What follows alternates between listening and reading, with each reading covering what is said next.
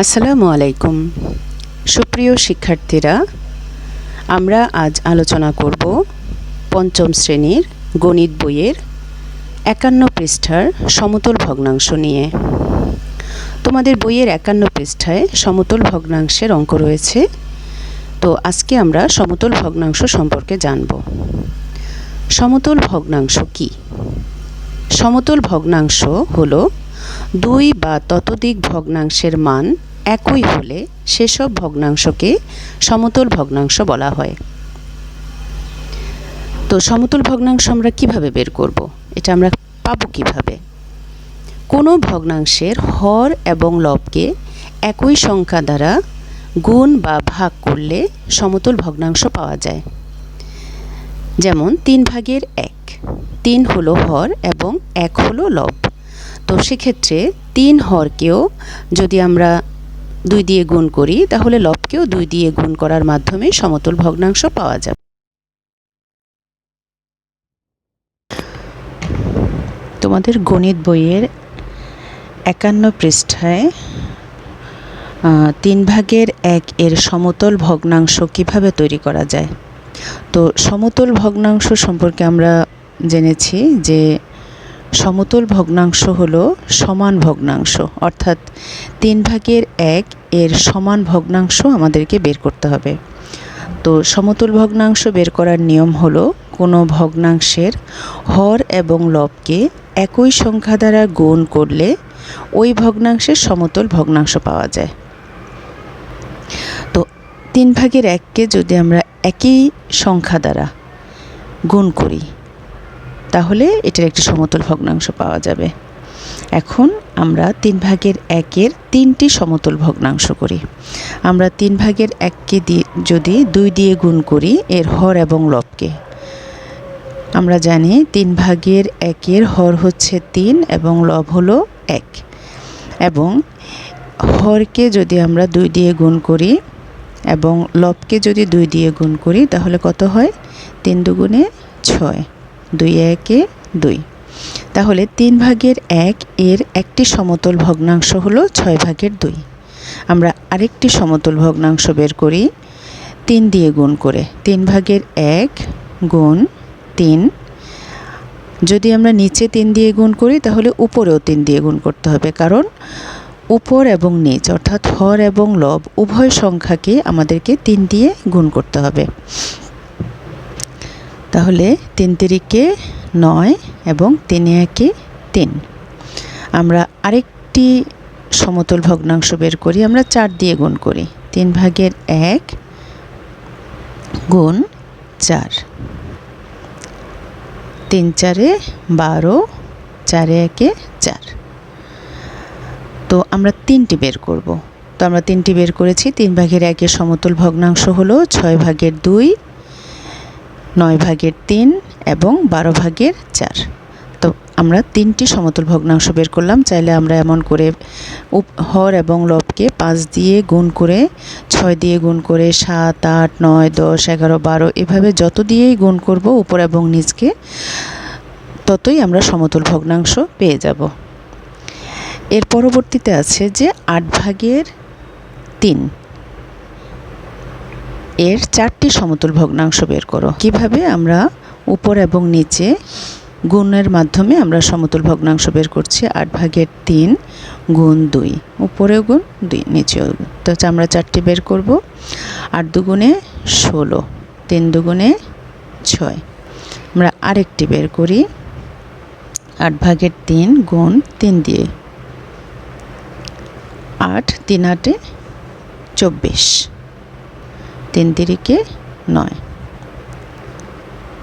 8/3 গুণ 4 গুণ 4। হর এবং লব উভয়কে আমরা একই সংখ্যা দিয়ে গুণ করছি। 8 4 8 32, 4 3 4-এ 12। আমাদের মোট 3টি সমতল ভগ্নাংশ বের হলো। আমাদের প্রশ্ন অনুযায়ী আমাদেরকে আরেকটি বের করতে হবে। 8/3 গুণ 5, উভয়কেই আমরা 5 দিয়ে গুণ করলাম। 5 8 40, 3 5-এ 15। 16 ভাগের 6, 24 ভাগের 9, 32 ভাগের 12, 40 ভাগের 15। এই চারটি হলো 8 ভাগের 3-এর সমতুল ভগ্নাংশ। চাইলে আমরা আরও অনেকগুলো সমতুল ভগ্নাংশ বের করতে পারি। তো সমতুল ভগ্নাংশের কিভাবে বের করতে হয়, এটার সংজ্ঞায় আমরা পড়েছিলাম যে একটি ভগ্নাংশের হর এবং লবকে একই সংখ্যা দ্বারা গুণ অথবা ভাগ করলে সমতুল ভগ্নাংশ পাওয়া যায়। তো এখানে আমরা যেটা দেখতে পেলাম, আমরা এটা গুণ করে বের করলাম। এখন আমরা ভাগ প্রক্রিয়ার মাধ্যমে বের করব। 51 পৃষ্ঠায় 24 ভাগের 8 এর সমতুল 12 ভাগের 4, 6 ভাগের 2 ও 3 ভাগের 1 কিভাবে তৈরি করা যায় তা চিন্তা করি। তো যেহেতু আমরা দেখতে পাচ্ছি যে 24 ভাগের 8 এর পরবর্তী ভগ্নাংশটি হলো 12 ভাগের 4, অর্থাৎ এটা কিছুটা কমে গেল। আবার 6 ভাগের 2 এটা আরও কমে গেল। 3 ভাগের 1 এটা আরও কমে গেল। তার মানে আমরা দেখতে পাচ্ছি যে এই ভগ্নাংশটিকে ক্রমান্বয়ে ভাগ করা হয়েছে। তো আমরা ভাগ প্রক্রিয়ার মাধ্যমে সমতুল ভগ্নাংশটা বের করা শিখব। তো 24 ভাগের 8কে আমরা সর্বপ্রথম সবচেয়ে ছোট সংখ্যা 2 দিয়ে ভাগ করব।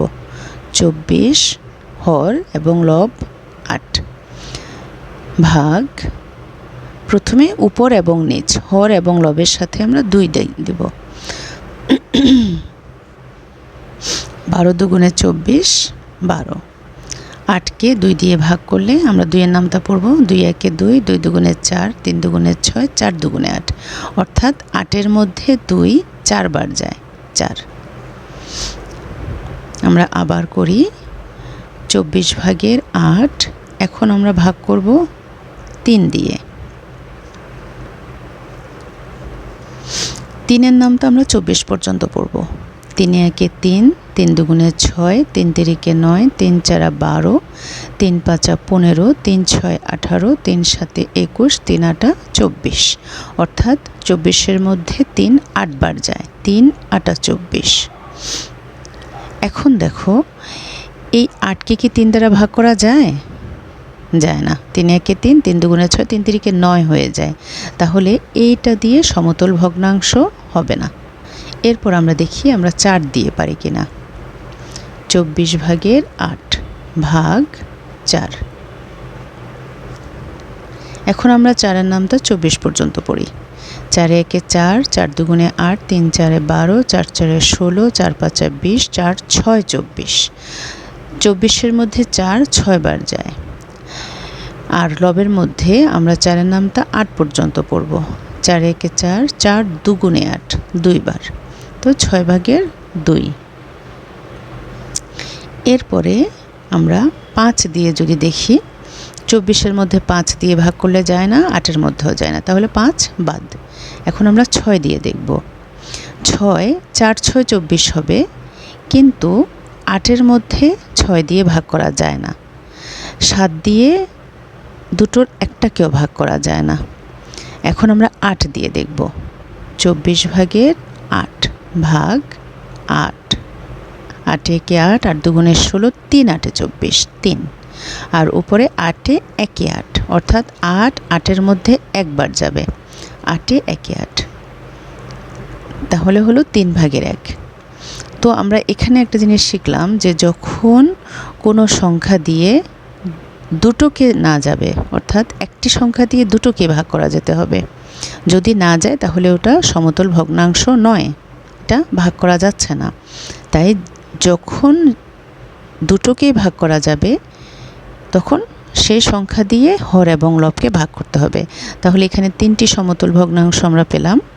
সমতুল ভগ্নাংশ সমান 12 ভাগের 4, 6 ভাগের 2, 3 ভাগের 1। তাহলে আমাদের বইয়ের যে কথা তা আমরা চিন্তা করে বের করলাম যে এই 3টি হলো ভাগ প্রক্রিয়ার মাধ্যমে সমতুল ভগ্নাংশ নির্ণয় করা।